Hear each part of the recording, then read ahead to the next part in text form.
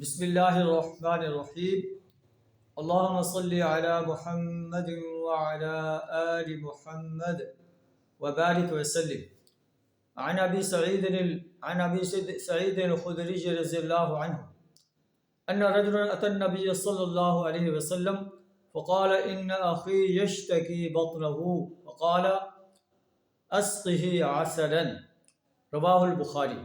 حضرت ابو سعید خدری رضی اللہ تعالیٰ عنہ روایت کرتے ہیں کہ نبی صلی اللہ علیہ وسلم کے پاس ایک آدمی حاضر ہوا اور عرض کیا میرے بھائی کو پیٹ کی تکلیف ہے، پیچس آ رہے ہیں۔ آپ صلی اللہ علیہ وسلم نے فرمایا اسے شہد پلا دو۔ پھر وہ دوسری دفعہ آیا، اس نے کہا کہ ابھی ٹھیک نہیں ہوا۔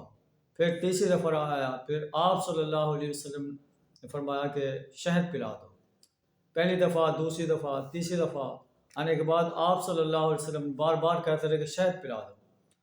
پھر آپ صلی اللہ علیہ وسلم نے فرمایا جب وہ تیسری دفعہ پلا کر آیا کہ میرے بھائی کو آرام نہیں آیا، آپ صلی اللہ علیہ وسلم نے فرمایا صدق اللہ، اللہ نے سچ کہا ہے، وَكَذَبَ بَطْنُ أَخِيكَ، اور تیرے بھائی کا پیٹ جو ہے وہ جھوٹا ہے۔ پھر فرمایا اسقہ عسلا، اسے دوبارہ شہد پلاؤ۔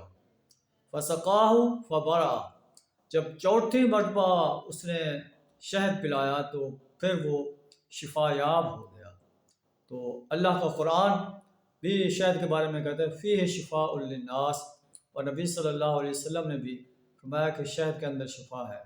اللہ سے زیادہ ہمیں نبی صلی اللہ علیہ وسلم کے تمام فرامین پر عمل کرنے کی توفیق عطا فرمائے۔ وآخر دعوانا ان الحمد للہ رب العالمین۔